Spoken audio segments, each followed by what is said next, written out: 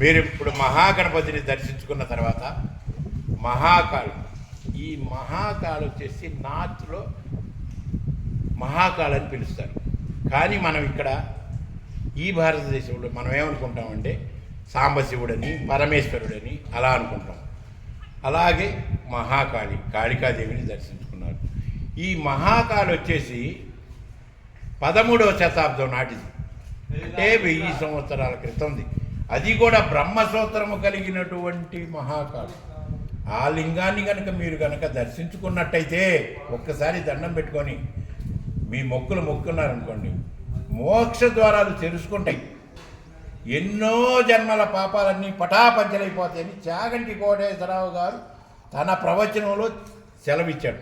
మీరు దాన్ని ఫాలో అయితే మీకు అర్థమైంది. ఇది 2000 సంవత్సరాల నాటి నంది.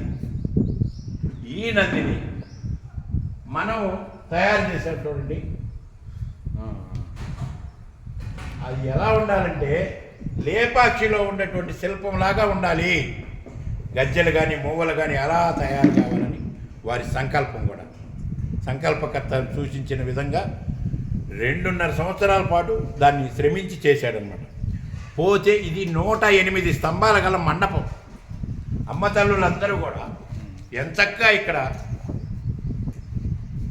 వారి వారి మొక్కులు తీర్చుకోవడానికి, అలాగే లోన జరుగుతున్నటువంటి కార్యక్రమాలు వీక్షించటానికి టీవీలు, ఫ్యాన్లు కూడా అన్నీ అమరుస్తాం కాబట్టి అన్నీ చూసుకోవచ్చు. ఎంచక్కా వారికి టాయిలెట్స్ రూమ్స్ కానీ, అలాగే చీరలు మార్చుకోవడానికి అమ్మ తల్లులకి, జెంట్స్కి టాయిలెట్స్ రూమ్స్ కానీ అరేంజ్ చేసాం. చక్కటి మంచినీళ్ళు కూడా దాత వచ్చి ఇచ్చాడు. అది అయిపోయింది. ఇలాగా 1,01 లింగాలు అక్కడ పానివట్టం ఆకారంలో 1,01 శివలింగాలు ఏర్పాటు చేయడం జరిగింది. ఆ 1,01 శివలింగాలు కూడా వీటిని నర్మదపాన లింగాలు అంటారు. నర్మదా నదిలో కొట్టకొచ్చినటువంటి లింగాలని అఫిక్స్ చేసాం, అంటే అంటించాం. మరి చూడండి, ఇవి ఇలాగా ఉన్న లింగాలు మీరు మరి అక్కడ నుంచి వచ్చి ఇక్కడ అంటించారే, మీరు దాని చుట్టూతా ప్రదక్షిణ చేశారనుకోండి, 1,01 లింగాల ప్రదక్షిణ చేసిన పుణ్యం దక్కుతుందని. అలాగే 10,000 పాలరాతి లింగాలు, తెల్లగా ఉన్నటువంటి బిల్డింగు 10,000 పాలరాతి లింగాలు పెట్టామన్నమాట.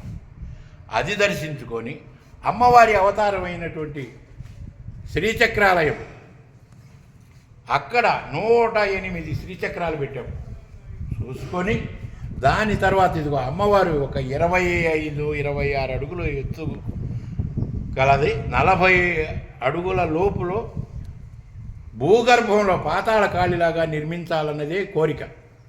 అలాగ భూమి పూజ కూడా చేశాము. దానిని దర్శించుకొని ఇలాగ నంది మీదగా అక్కడ మరకత లింగనాథ్ అని ఉన్నాడు, అక్కడ కూడా నీళ్లు కూడా ఏర్పాటు చేయడం జరిగింది. శుభ్రంగా అభిషేకం చేసుకొని ఎంచక్కా భోజనం చేసుకొని ఎంచక్కా డాక్టర్ చేత ట్రీట్మెంట్ తీసుకొని ఉచితంగా మందులు తీసుకొని కూడా వెళ్ళవలసిందిగా ఈ ఆలయం యొక్క నిర్ణయం. ఇది వేమవరం గ్రామం. మా యొక్క కాన్సెప్ట్ ఏంటంటే గుంటూరు జిల్లా ఫిరంగిపురం మండలము, నిస్సహాయాన్ని ఆదుకోవటం,